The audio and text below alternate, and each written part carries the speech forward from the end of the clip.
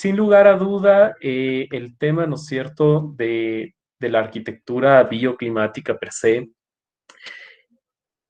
adquiere, ¿no es cierto?, ciertas ramas basadas en temas de ingeniería de por sí ya estructural, mecánica, hidrosanitaria, eléctrica, entre otros componentes, y es por eso que la hemos denominado esta charla la ingeniería atrás de la arquitectura bioclimática, que más adelante lo vamos a ir viendo.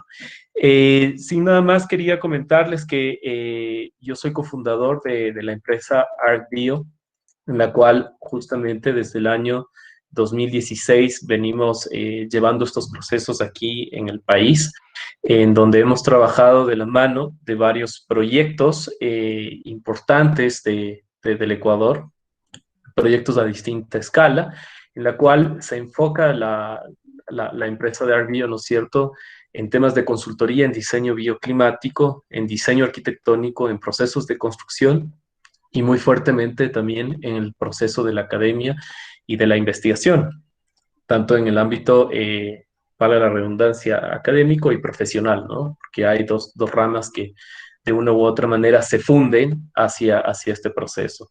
Eh, como les comentaba, a buena hora hemos tenido algunos proyectos en nuestro entorno nacional y también en el entorno internacional. Hemos estado en Estados Unidos, en Turquía, y con ciertos proyectos, ¿no es cierto?, de investigación, los cuales han trascendido ya a otros niveles y escalas. El año pasado estuvimos en una ponencia en Estados Unidos, en Chicago, y entonces fue increíble llevar esta idea y metodología, ¿no es cierto?, del diseño bioclimático hacia el exterior. Estos son algunos proyectos en los cuales hemos asesorado, amparados, ¿no es cierto?, en el tema de la matriz de coeficiencia, una normativa, y bueno, ahora ordenanza 003 que tiene el municipio de Quito, el cual habla muy fuertemente sobre el tema de procesos del diseño bioclimático. Eh, Dentro de estos proyectos está uno que es el tema del concurso de la IE, en la Universidad Uniandes en Ambato, el cual justamente estamos por cerrar, ¿no es cierto?, todos los procesos de esta universidad. Es un campus con una visión muy sustentable, con una visión muy eficiente, tanto en su manejo de energía como en agua, hacia futuro.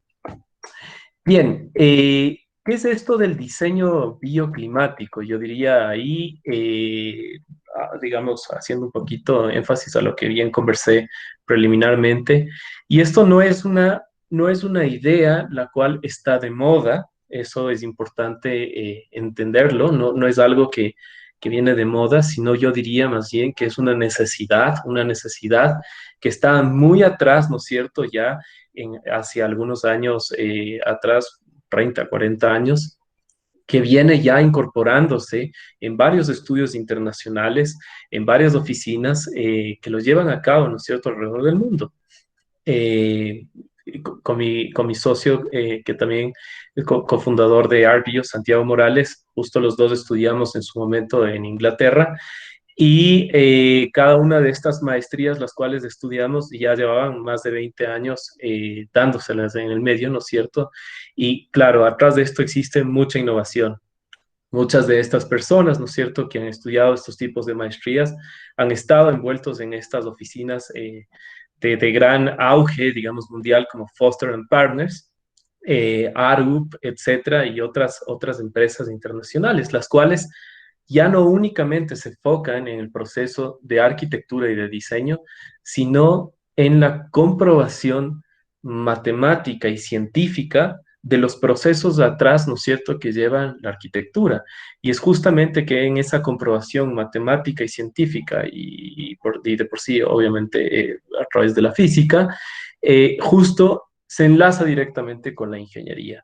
Entonces, lo que bien podríamos decir es que sin la ingeniería y sin estos procesos, ¿no es cierto?, de cálculo y de comprobación matemática y científica, no se podrían hacer estas obras que estamos viendo acá, ¿sí? Es algo importante siempre mencionar que desde nuestro punto de vista como arquitectos, siempre vemos al objeto desde un rigor y un espectro como muy estético y formal, como algo muy bonito y de por sí está bien, pero atrás de ello, ¿no es cierto?, hay una comprobación matemática y científica que tiene que, evidentemente, digamos, corroborar cada uno de los procesos que han sido diseñados o, que siempre sucede, optimizar, ¿sí? Entonces cae en la optimización producto atrás de una ingeniería a través de estos procesos de la arquitectura.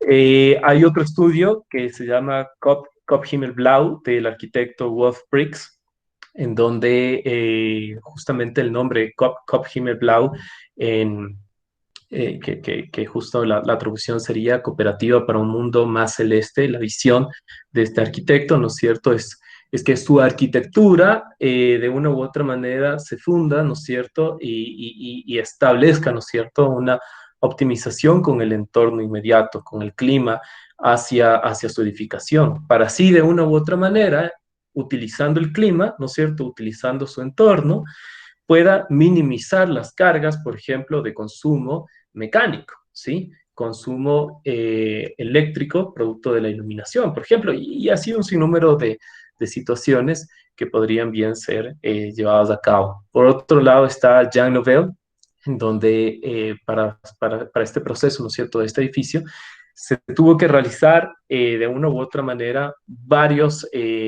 situaciones de ejercicio, ¿no es cierto?, de reflexión lumínica.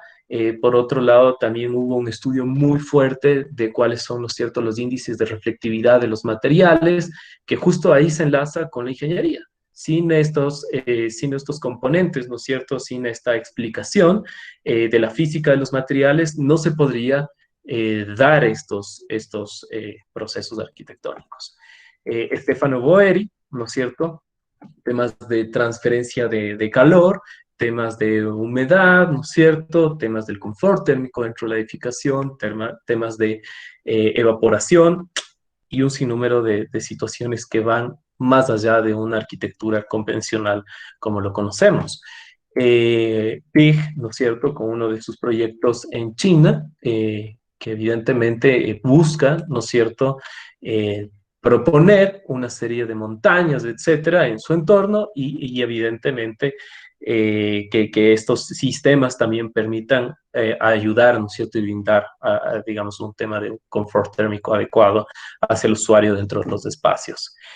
Y uno de los referentes como más importantes al cual siempre lo miramos y tenemos como bastantes procesos desde la oficina de Renzo Piano, porque creemos que justamente esta oficina de Renzo Piano lleva, ¿no es cierto?, algunos procesos bien enlazados con la arquitectura, la ingeniería, ¿no es cierto?, de una manera que trabajan mutuamente y coordinada para poder prescindir, ¿no es cierto?, perdón, para poder, ¿no es cierto?, decantar en estos objetos arquitectónicos con muy importante ejercicio de técnica atrás de este proceso, ¿sí?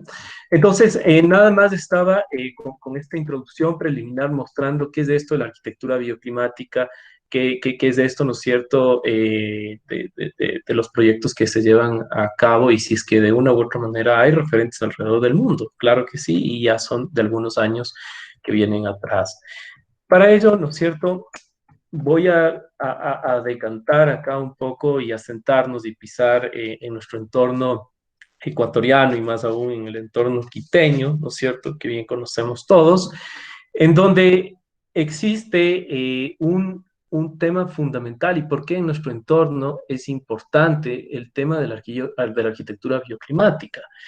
Eh, principalmente el tema, ¿no es cierto?, de la arquitectura bioclimática va a permitir un tema de control, gestión de iluminación natural, confort térmico interior, la climatización pasiva, el entender, ¿no es cierto?, el tema de la materialidad externa e interna, el tema de la eficiencia energética a través del buen uso de los materiales, el tema del manejo y el uso del agua, ¿no es cierto?, con diversas técnicas que van mucho más allá de, digamos, de temas de plantas de tratamiento, etcétera, ¿no? Entonces, va atrás sobre un concepto sumamente importante. Entonces, Un poquito como para poner en ese orden, en nuestro entorno ecuatoriano, definitivamente los procesos constructivos, los procesos arquitectónicos, no tienen un orden adecuado y una línea, ¿no es cierto?, la cual siempre y su objetivo sea el usuario. Entonces, a partir de entender, ¿no es cierto?, cuál es el usuario, cuál es la actividad que va a brindar ese equipamiento, ¿no es cierto?, o esa edificación, deberíamos entender cuáles son sus requerimientos técnicos, ¿no es cierto? Sus requerimientos técnicos, espaciales, físicos, ¿no es cierto? De la edificación, los cuales van a permitir justamente que el hábitat, ¿no es cierto? O esta actividad que se va a realizar dentro de este espacio sea sumamente bien realizada, ¿no es cierto? Y por otro lado, también que permita estar en un confort adecuado hacia el usuario, ¿no es cierto? Y que no sufra en varios procesos. Por otro lado, es importante comentarles que, como bien saben, Quito, ¿no es cierto?, se ubica en el 13º puesto de las ciudades más altas del mundo. Esto hace que, evidentemente, al ser una ciudad sumamente alta, tenga índices de radiación importantes en la ciudad, tenga índices de radiación importantes, los cuales, desde, ¿no es cierto?, la arquitectura no siempre se contempla, ¿sí? O sea, y con toda sinceridad, desde el proceso de diseño sí que se entiende el sol, digamos, como el movimiento, pero no se entiende los efectos que causa, ¿no es cierto?, el sol en el confort, ¿sí? Y lo voy a poner puntualmente. Por ejemplo, ahora que estamos en la tarde, ¿no es cierto?, muchas de sus viviendas podrán estar orientadas al oeste y están recibiendo el sol de la tarde y evidentemente su espacio se sobrecalienta y necesitan mayor ventilación natural, etcétera, etcétera, y obviamente comienzan a estar en un espacio que no tiene suficiente confort, ¿no es cierto?, al interior donde ustedes están. Entonces, evidentemente esto se puede controlar, esto se puede controlar a través de la materialidad, a través, ¿no es cierto?, de entender esta física del material, de los coeficientes del valor U, de transferencia de energía, etcétera, ¿no? Entonces, poniendo nuevamente el contexto, Quito se ubica, ¿no es cierto?, en una de las ciudades más altas del mundo y evidentemente la radiación es sumamente importante en nuestro contexto. No únicamente yo diría en Quito, ¿no es cierto?, sino en todo el contexto ecuatoriano, por la situación geográfica en donde nos encontramos, tenemos, ¿no es cierto?, índices de radiación importantes. En ese sentido, ¿no es cierto? Justamente en nuestro entorno, ¿no es cierto? En la latitud cero, longitud cero, el Sol, ¿no es cierto?, se mueve en el equinoccio, ¿no es cierto?, durante marzo, septiembre, se mueve en este sentido, llamémoslo así, a 90 grados, pero en los dos solsticios, en el de verano e invierno, ¿no es cierto?, tiene una variación de 23 grados. Y entonces, efectivamente, el Sol en nuestro entorno tiene un movimiento el cual genera, digamos, varios cambios y varios efectos, ¿no es cierto?, sobre la fachada, los cuales podrían ser mitigados de una u otra manera. Eh, Justamente a esto es lo que me refiero, el tema del equinoccio, ¿no es cierto?, en marzo, en septiembre, en junio y en diciembre está el tema de los solsticios con esta variación de 23 grados y de manera importante sobre la edificación. ¿Cuál es el efecto, sabemos así, de esta radiación sobre nuestro territorio? Evidentemente genera un efecto, ¿no es cierto?, que se llama la isla de calor. Y evidentemente cuando tenemos un problema de isla de calor, podría sumar, ¿no es cierto?, más 4 grados centígrados a la temperatura ambiente, ¿no es cierto? Esta es la sensación de temperatura, podríamos llamarlo, más 4 grados, digamos, cuando nosotros estemos en el espacio exterior, ¿no es cierto? O incluso en nuestra vivienda. Entonces, esto es sumamente importante tenerlo en cuenta, ya que si afuera, ¿no es cierto?, está haciendo y marca, ¿no es cierto?, nuestro termómetro 26 grados centígrados, evidentemente la sensación podría ser de al menos 30 grados centígrados. Por otro lado, el producto, ¿no es cierto?, de esta isla de calor no únicamente tiene que ver con radiación solar, sino también con temas de contaminación, con temas de polución, temas, ¿no es cierto?, de falta de áreas verdes, etcétera, etcétera. Pero principalmente uno de los efectos, llamemos así, que causa este tema de la isla de calor a nivel urbano, ¿no es cierto?, es justamente la decisión de los materiales que tienen las fachadas, ¿no es cierto?, o las envolventes de las edificaciones, ¿sí?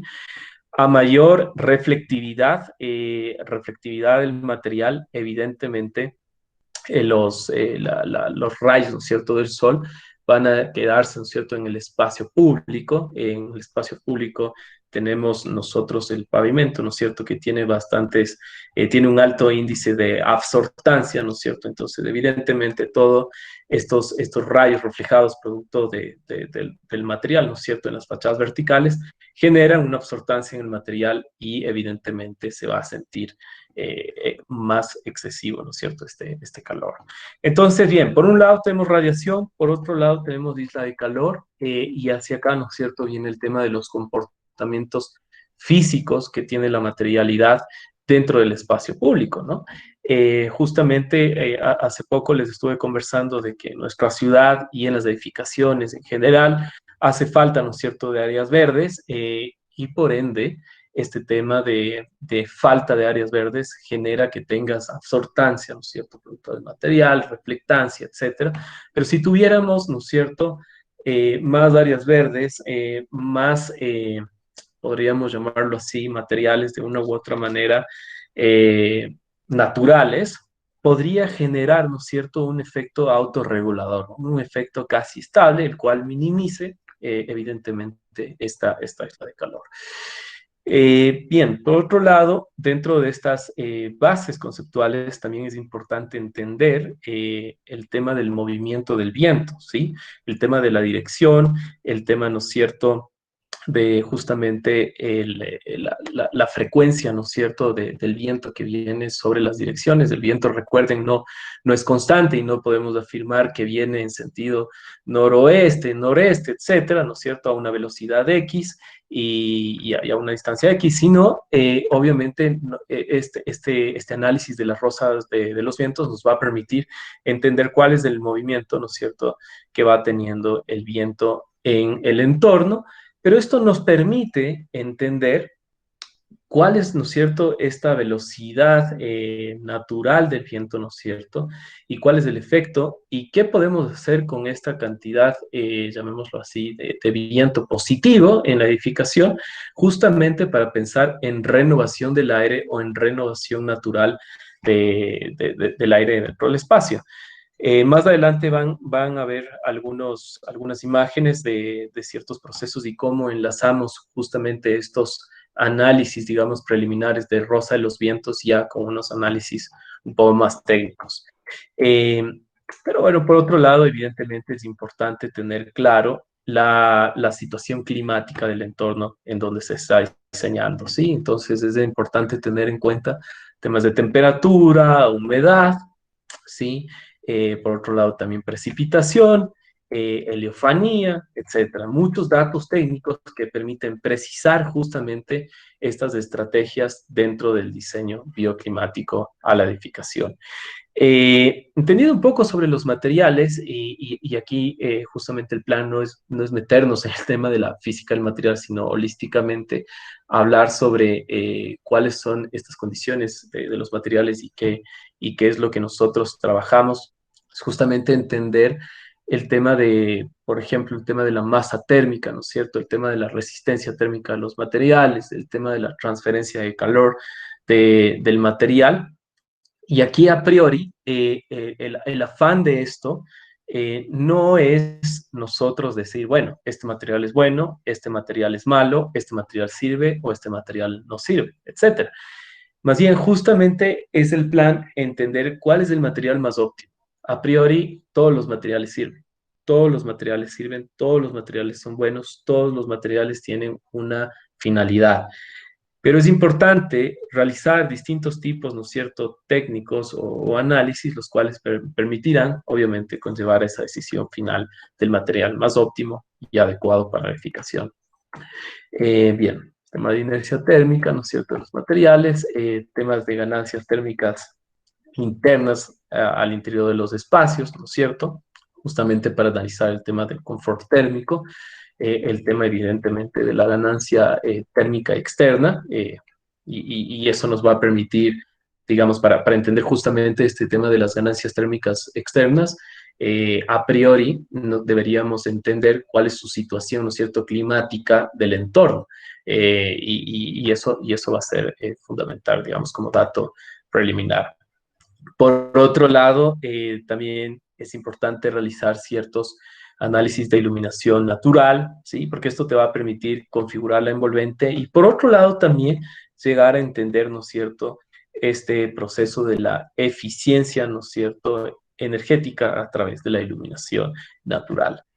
Y bien, este tema como base es la carta psicométrica, ¿no es cierto?, para permitirnos entender el tema del confort térmico.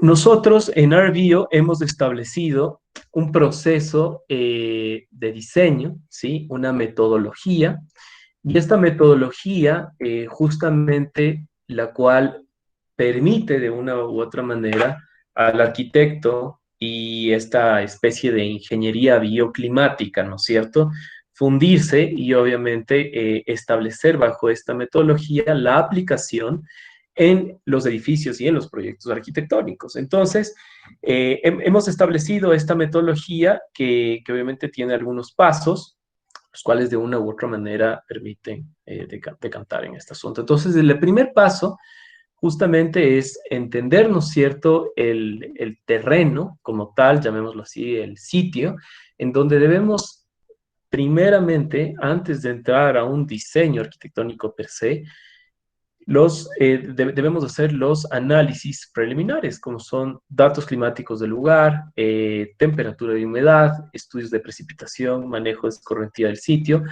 los análisis de vientos, rostros de los vientos, radiación, análisis de radiación en el espacio, ¿no es cierto? Y con todos estos datos técnicos que deberíamos, ¿no es cierto?, resumir, con todos estos datos técnicos, vamos a tratar, ¿no es cierto?, de justamente entrelazar con el diseño arquitectónico para, evidentemente, entender cuál es su punto más óptimo para edificarlo y diseñarlo, ¿sí?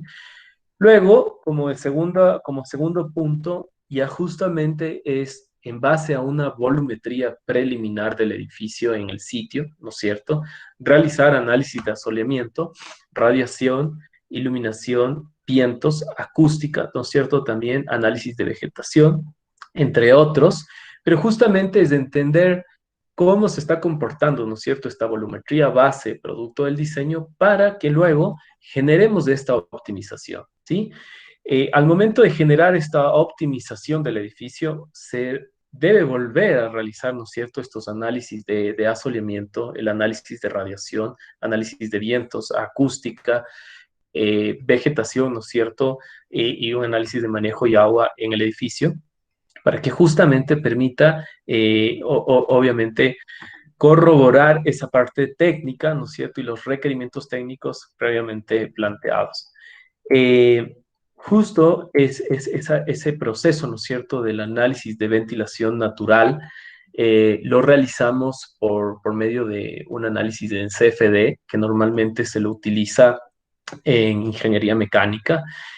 Utilizamos el programa ANSYS Fluent, en donde nos permite, ¿no es cierto?, realizar varios análisis del viento, ¿no es cierto?, de ventilación natural en el edificio para justamente entender cuáles son los lugares en donde necesitamos mayores aperturas de ventanas, ¿no es cierto?, proyectables de distinto tipo, de distintos sistemas, que evidentemente esto viene, en primer lugar, de la rosa de los vientos, y la rosa de los vientos es aplicada, ¿no es cierto?, a través de este análisis de CFD, aplicado a la edificación, que justamente está en esa fase, ¿no es cierto?, de la optimización y entender cómo se puede aplicar el viento, digamos, estos análisis de viento en las decisiones del diseño arquitectónico.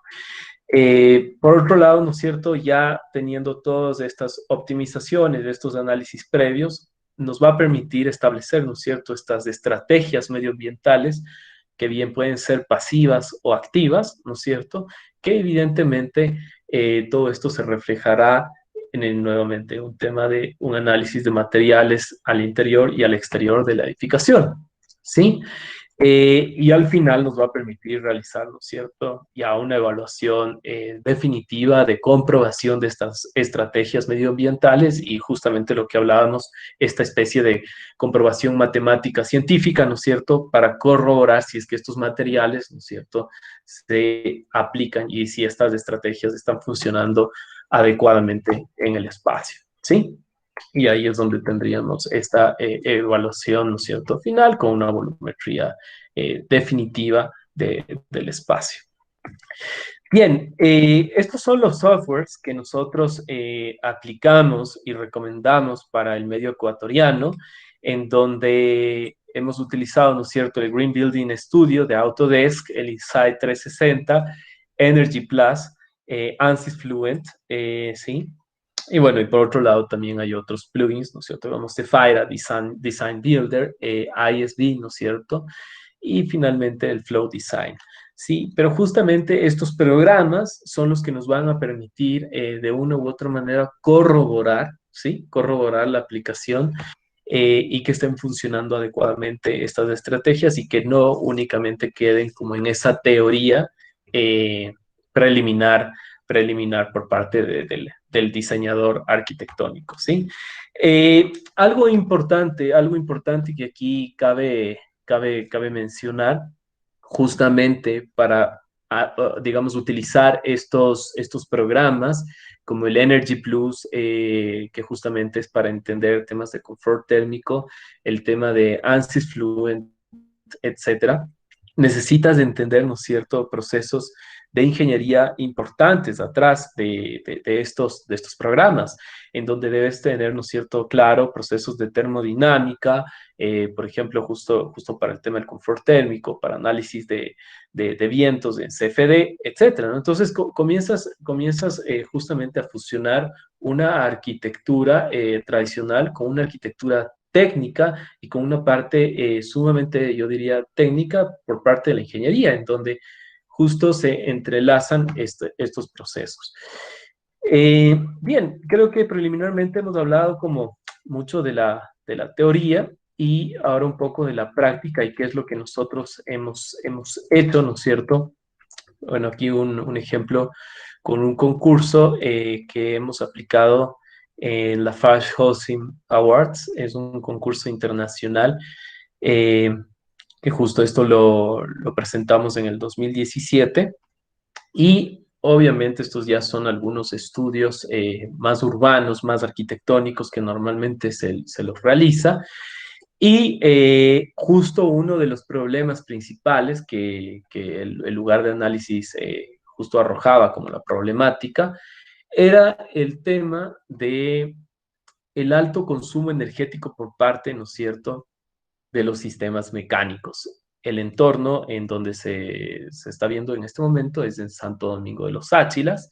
Entonces, para las personas que han pasado, ¿no es cierto?, y bien conocen Santo Domingo de los Áchilas, evidentemente las condiciones climáticas son importantes y yo diría es el ingrediente perfecto, ¿no es cierto?, para que evidentemente tengamos un alto consumo energético producto de los sistemas mecánicos, ¿no es cierto?, de enfriamiento mecánico.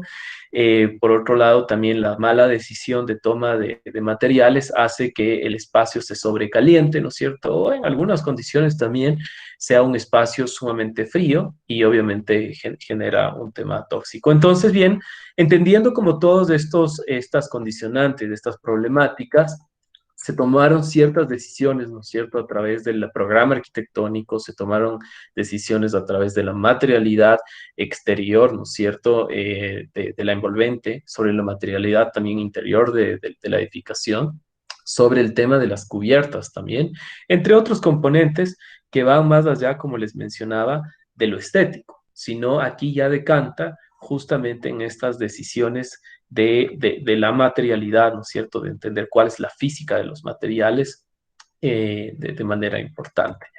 Se establecieron el tema de las estrategias, ¿no es cierto?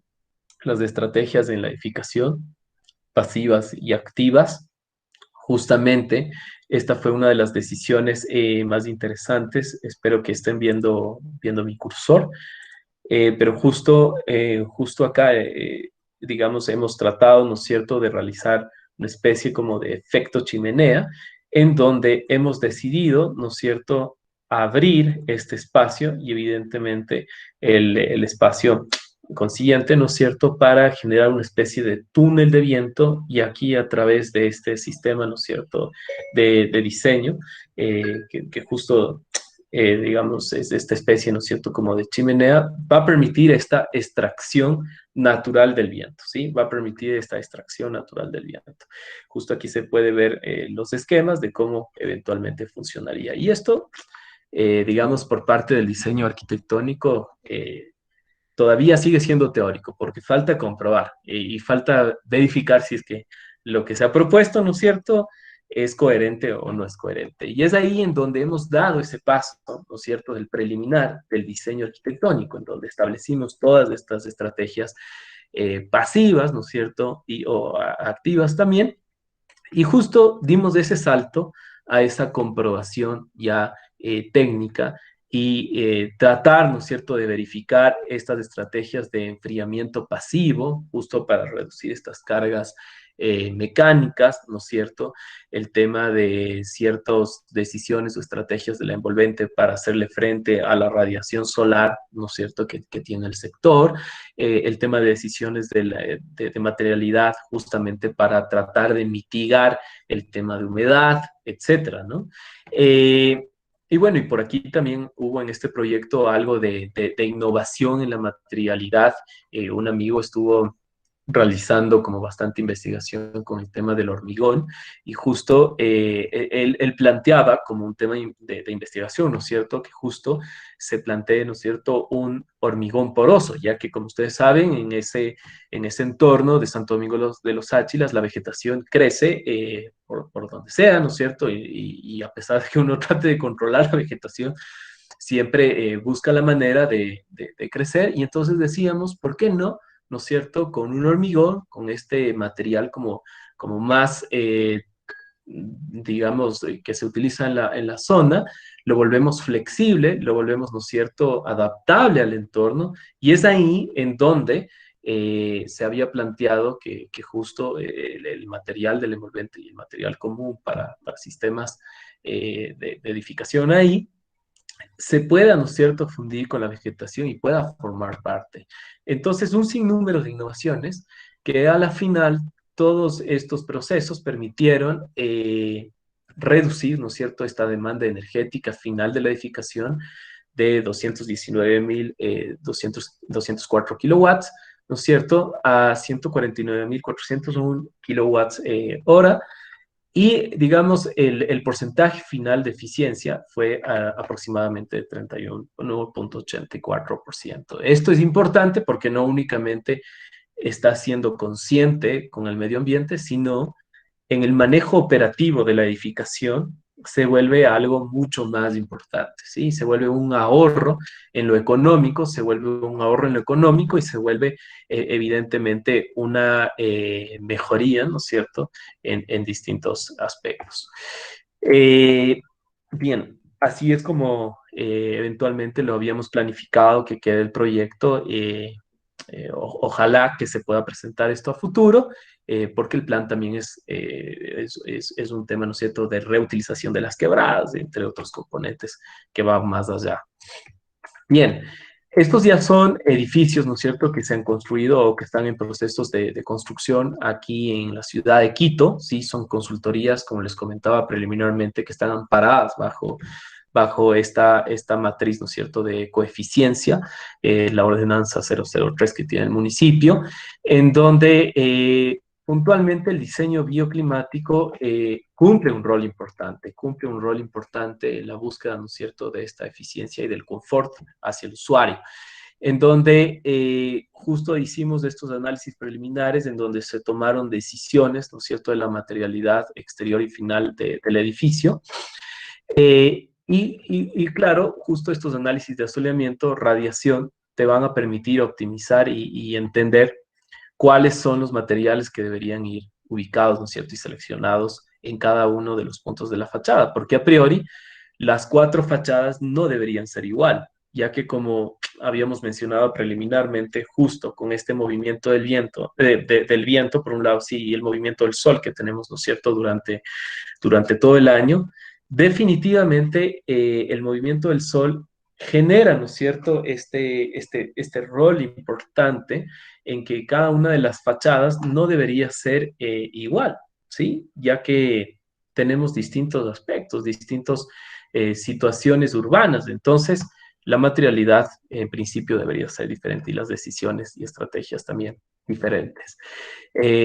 Bajo ese sentido, hacemos, ¿no es cierto?, hicimos un análisis de asoleamiento gráfico inicialmente y luego hicimos, ¿no es cierto?, un análisis de radiación en la envolvente, en donde pudimos ver cuál, ¿no es cierto?, es el efecto de radiación, ¿no es cierto?, justamente por parte del Sol, la radiación acumulada durante todo el año en cada uno de los puntos de la fachada.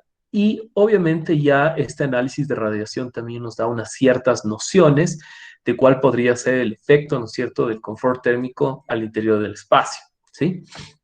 Eh, Luego se hizo también análisis de ventilación natural, pensando en una posible fachada ventilada, ¿no es cierto?, que pueda enfriar digamos, ese sobrecalentamiento o sobreexposición del sol, ¿no es cierto?, en las fachadas, y que evidentemente esta sobreexposición en las fachadas y sobrecalentamiento de las fachadas definitivamente va a generar una transferencia de energía al interior del espacio y obviamente va a calentar ese espacio y su temperatura va a subir. Entonces, la idea es plantear, ¿no es cierto?, digamos, fachada ventilada o microventilada para minimizar justamente este efecto que podríamos llamarlo así, de calentamiento de la fachada producto del sol, ¿no?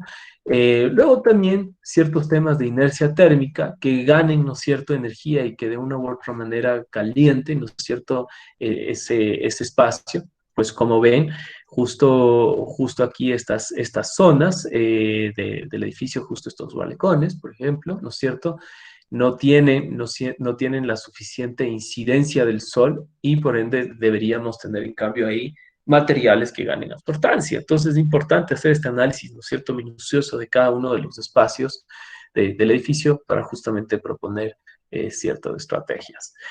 Eh, y luego ya decanta, ¿no es cierto?, el tema del análisis del confort térmico. Para ello, en este análisis, ¿no es cierto?, del confort térmico, lo que ha establecido nuestra oficina, ¿no es cierto?, y un poco producto de la experiencia y la investigación, nosotros tratamos de asegurar el confort térmico, ¿no es cierto?, y la temperatura del espacio, más ¿no es cierto?, el tema del confort térmico de la persona, ¿sí? Porque si es que hablamos del confort térmico de la persona, nos metemos, ¿no es cierto?, a un campo que va más allá de temas materiales y va más allá, lo digo, porque justo decanta en temas de salud, en temas de metabolismo, ¿no es cierto?, etcétera, etcétera, temas de qué tipo de vestimenta utiliza, etcétera. Y sobre eso, sobre el ser humano, no podemos tener, ¿no es cierto?, y digamos una decisión de cómo la persona obviamente tenga su metabolismo, su tipo de vestimenta, etcétera, etcétera. Entonces, los análisis de confort térmico que nosotros hacemos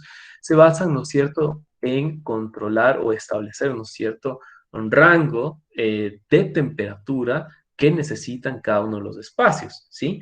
A ello hay una palabra técnica que definitivamente se llama el confort adaptativo. Y el confort adaptativo es el confort que nosotros estamos utilizando. Y para establecer, ¿no es cierto?, el tema del confort adaptativo, se establece una serie de rangos de temperatura que, por ejemplo, para Quito, el rango de temperatura para que el espacio esté en confort varía, ¿no es cierto?, entre 18 grados a 24 grados centígrados, ¿sí? Entonces, bajo estos procesos se realizan varios análisis entendiendo, ¿no es cierto?, un escenario uno, un escenario 2, cuando ya generas esta optimización, ¿no es cierto? Entonces, nada más para poner en contexto acá de qué se trató este escenario uno.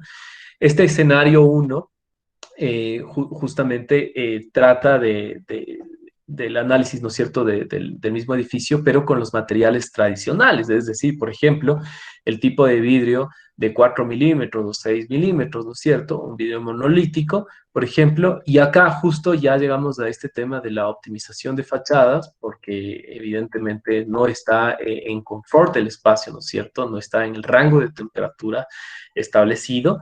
Y evidentemente cuando hemos hecho ya esta optimización en cada punto de las fachadas con un mejor vidrio, ¿sí? Podemos ya establecer que el espacio, ¿no es cierto?, va a estar en un rango óptimo de confort.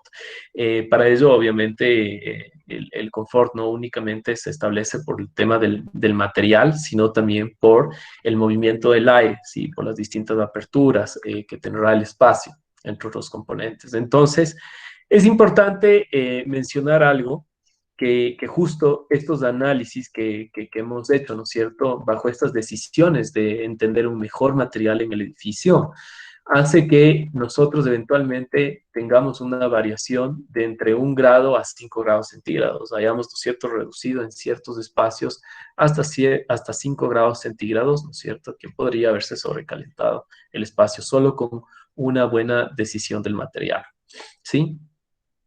Bien, finalmente es importante, ¿no es cierto?, hablar un poco sobre el tema de si esto es un aporte o un gasto, ¿no es cierto?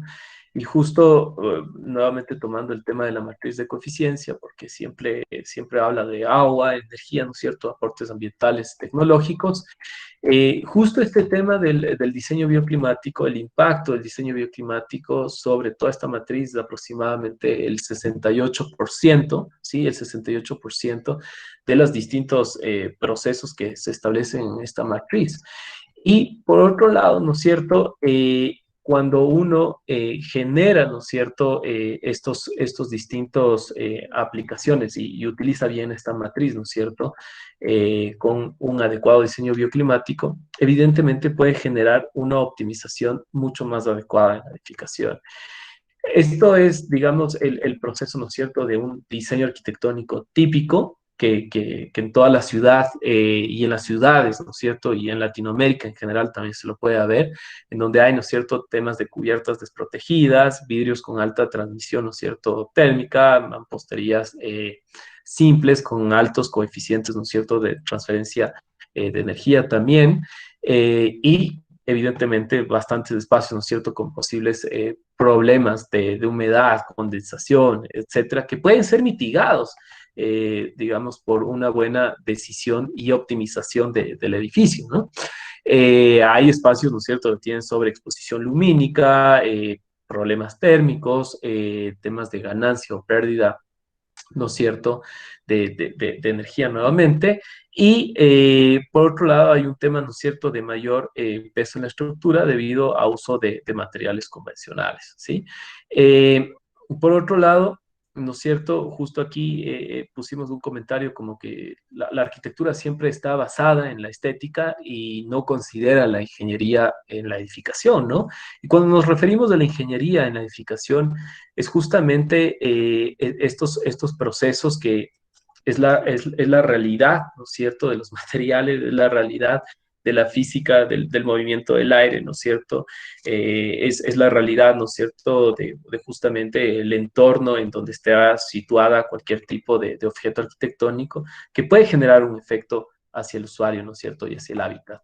Entonces, lo que busca, ¿no es cierto?, este tema de la arquitectura bioclimática, como bien conversé preliminarmente, es optimizarla y justo, digamos, ya en un proceso, ¿no es cierto?, de día a día y un proceso real, se estima, porque obviamente falta todavía estos procesos de comprobación, pero se estima, ¿no es cierto?, que tienen un ahorro potencial, ¿no es cierto?, entre el 20 al 40%, ¿sí? Esto es un ahorro tanto, ¿no es cierto?, en el proceso de energía, ¿no es cierto?, ahorro de agua, etcétera, ¿no es cierto?, como también en el económico, ¿sí? Como también en el sistema económico final, ¿sí?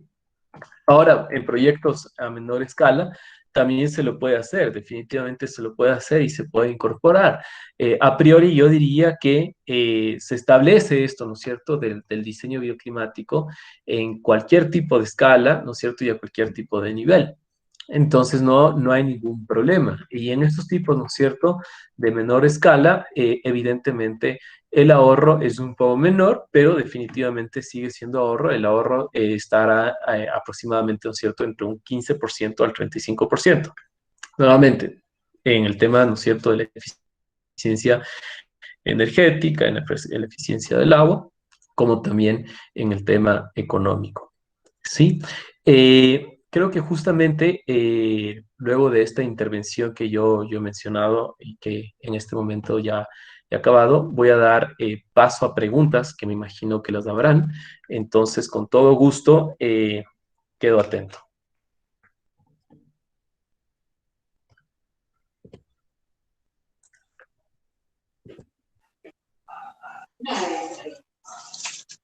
Muchas gracias. A continuación pasaremos a la fase de preguntas, donde el auditorio puede escribir sus inquietudes en el chat. Tenemos el comentario del doctor Pablo Caiza, donde hace la reflexión que la matemática es belleza, pero debe servir al confort y la seguridad del ser humano. Valentina Villamizar dice, buenas tardes, arquitecto. Mi pregunta es, ¿ustedes como empresa brindan solo servicios técnicos o también ofrecen capacitaciones relacionadas al diseño bioclimático u otros temas destinados a brindar el confort en las estructuras? Perfecto. Yo principalmente quisiera responder más bien al comentario, ¿no es cierto?, de Pablo. Sin duda alguna, el tema de la matemática es belleza y de una u otra manera este tema, ¿no es cierto?, de la matemática, de la física, debe ser incorporada y debe tomar otro rol dentro del proceso del diseño arquitectónico. Entonces, sin duda alguna, coincido con él y creo que eso es algo que de por sí ya las nuevas generaciones, nosotros en general, todas estas nuevas generaciones ya vamos pensando, ¿no es cierto?, en esta incorporación de tener más procesos eficientes. Segundo, a Valentina, ¿no es cierto? Lo que acaba de comentar, nosotros sí brindamos capacitaciones como oficina y también estamos constantemente brindando en ciertas instituciones como el Colegio de Arquitectos, ¿no es cierto? Y eventualmente en la Camicom. Correcto. Lisbeth Zambrano pregunta, ¿qué tan viable resultaría un proyecto de una edificación en base al desarrollo sostenible conjuntamente con la implementación de domótica en la ciudad de Quito, considerando principalmente el factor económico? A ver, a priori, ¿no es cierto? A priori el tema de la incorporación de la domótica, ¿no es cierto?, es muy factible en las edificaciones de Quito. La domótica establece, ¿no es cierto?, la automatización de varios sistemas en el edificio, ¿sí? No únicamente en temas de control de seguridad, ¿sí? No únicamente en control de iluminación, no únicamente en control, etcétera, etcétera, ¿no es cierto?, sino es un sistema el cual puede ejercer un control holístico, ¿no es cierto?, sobre la edificación, el cual de una u otra manera puede ser eficiente en la reducción de costos, ¿no es cierto?, a futuro.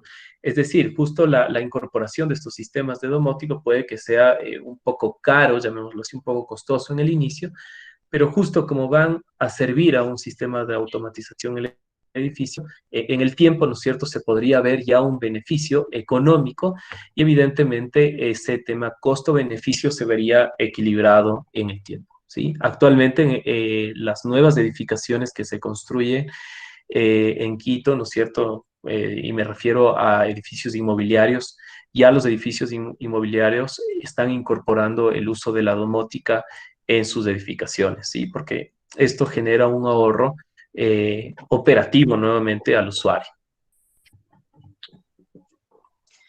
El doctor Pablo Caiza también pregunta acerca de los pensum académicos, queriendo saber qué asignatura podría tratar el diseño bioclimático. Perfecto, sí. los pensums académicos, y aquí voy a hablar muy de la mano con la Universidad de las Américas, la carrera de arquitectura ya incluye, ¿no es cierto?, una materia que se llama medio ambiente y sostenibilidad, ¿sí? Y esta materia como tal, dentro de la malla del proceso de diseño arquitectónico, justamente es la que aborda estos procesos, ¿no es cierto?, entendiendo la física de los materiales, metodología que hemos acabado de conversar y obviamente la aplicación en el diseño arquitectónico. En los procesos, ¿no es cierto?, de ingeniería, serviría muchísimo llamarlo, ¿no es cierto?, como un tema de medio ambiente y sostenibilidad también, o de una u otra manera como bioclimática aplicada a las edificaciones. Es muy, llamémoslo así, fácil de una u otra manera incorporar estos sistemas, ¿no es cierto?, y establecer dentro de la malla técnica y académica. Por otro lado, creo que justo el doctor Pablo, ¿no es cierto?, ha hecho una segunda pregunta sobre el municipio de Quito, si ya tiene una normativa sobre bioclimática. No, yo diría a priori no hay una normativa explícitamente sobre la bioclimática per se, sí, pero la normativa 003, ¿no es cierto?, que aborda el tema de coeficiencia, que esta normativa, ¿no es cierto?, permite que las edificaciones incrementen piso, porque esa es la finalidad de esta normativa, pero obviamente para cumplir esta normativa, tú tienes unos parámetros que se relacionan mucho al tema de la bioclimática. Esto voy a ser muy claro, es el tema, ¿no es cierto?, el confort lumínico, materialidad, absortancia, reflectancia, el tema del confort térmico también, y por otro lado también el tema de energía y manejo de agua. Entonces, de una u otra manera, el tema de la bioclimática está envuelta dentro de esta normativa. Ahora, es importante mencionar que no solo Quito lo tiene, sino Guayaquil ya tiene esta normativa, ¿no es cierto?, que se llama cielo florido, y entonces tienen como una serie de nuevos sistemas y matrices de incorporarse, yo diría casi ya en algunos lugares y provincias del Ecuador. Nicolás Morocho menciona, excelente disertación. Respecto al fenómeno de la isla de calor visualizada que se muestra en el estudio del año 2014, tenemos datos actualizados respecto al efecto de la isla de calor en la ciudad de Quito. Perfecto, no sé si pueden apagar los micrófonos un momentito.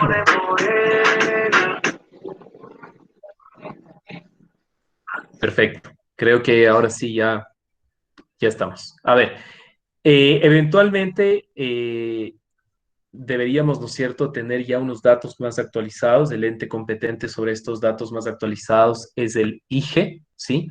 Entonces, este es ¿no es cierto?, un ministerio del gobierno. Entonces, el IGE debería tener estos datos, ¿no es cierto?, más actualizados, porque de una u otra manera todos estos datos hemos obtenido del IGE preliminarmente.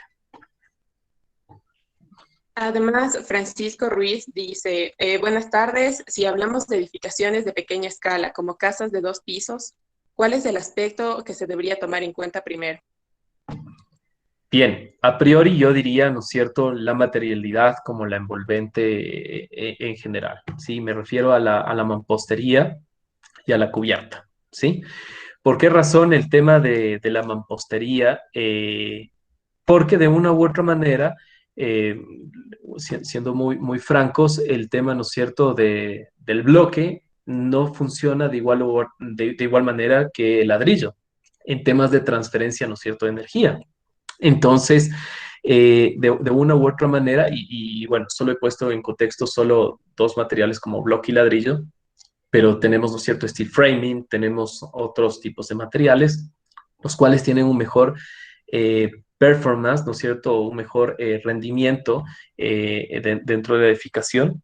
Y justamente si es que seleccionamos estos materiales adecuados, vamos a permitir que de una u otra manera ya no tengamos, ¿no es cierto?, estos posibles aumentos de calor o enfriamiento dentro del edificio. Entonces, podríamos, digamos, corroborar y asegurar por medio de la envolvente. Lo mismo por parte de la cubierta deberíamos seleccionar bien los materiales, ¿no es cierto?, el diseño de la cubierta para justamente no tener este tema de transferencia de calor eventualmente por la cubierta, ¿no es cierto? Y por las fachadas horizontales que tendríamos ahí.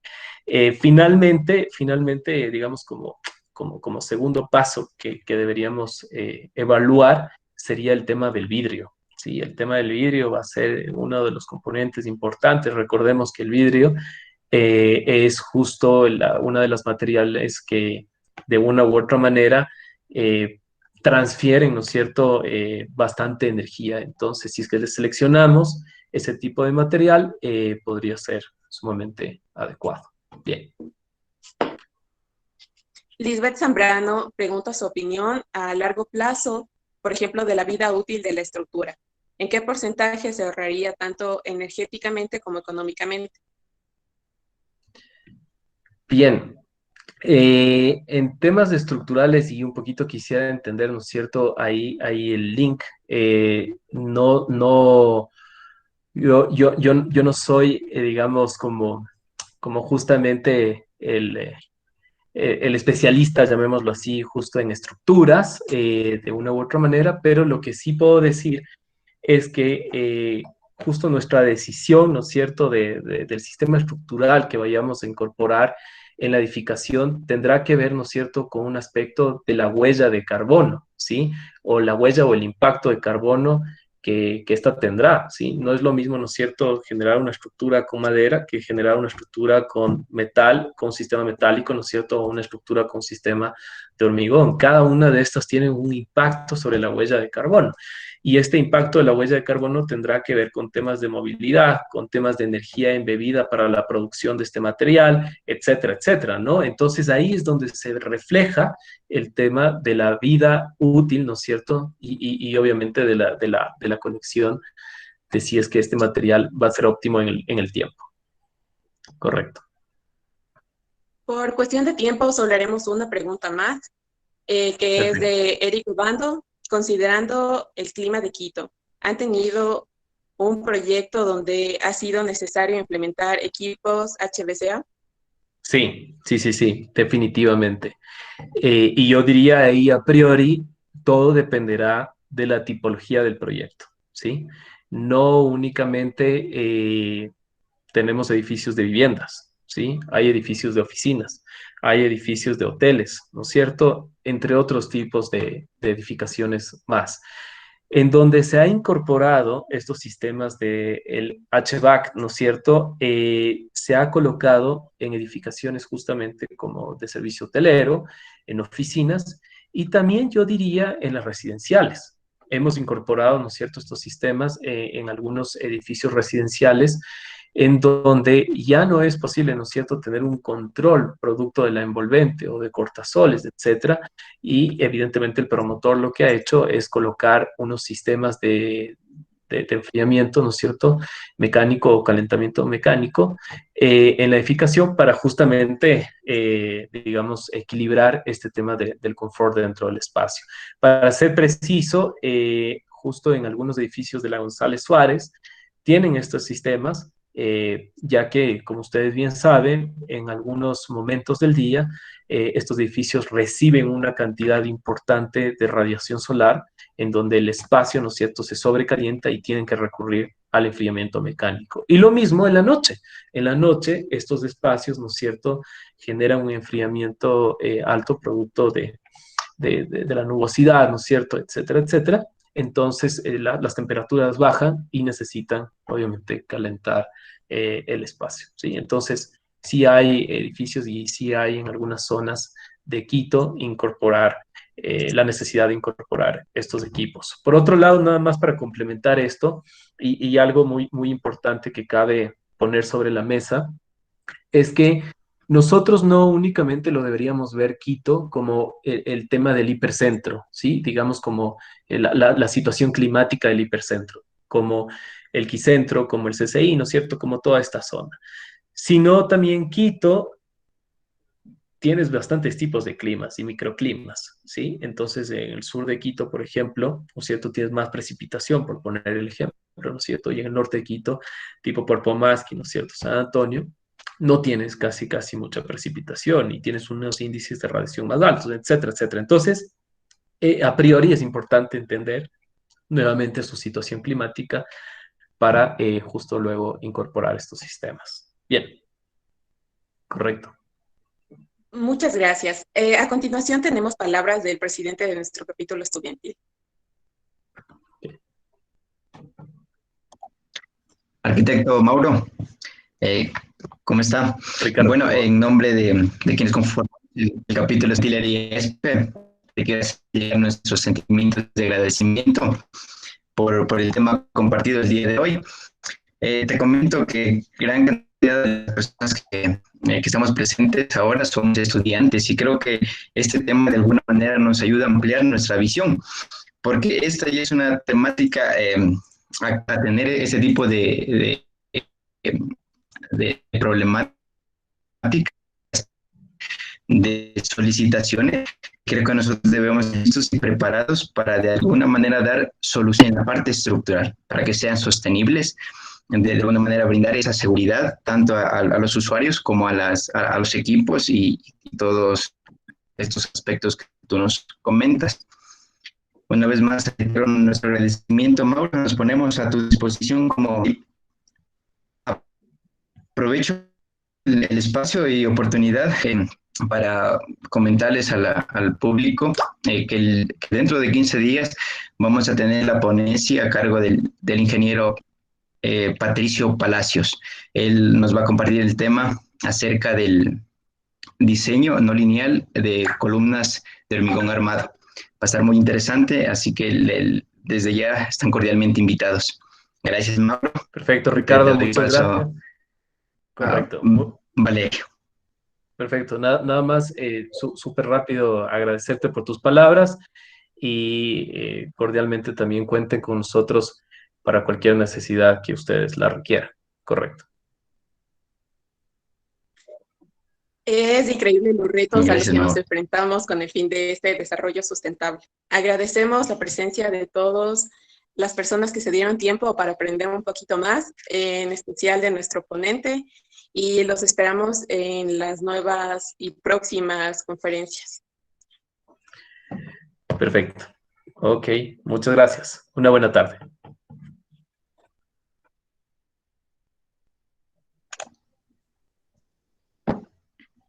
Hasta luego.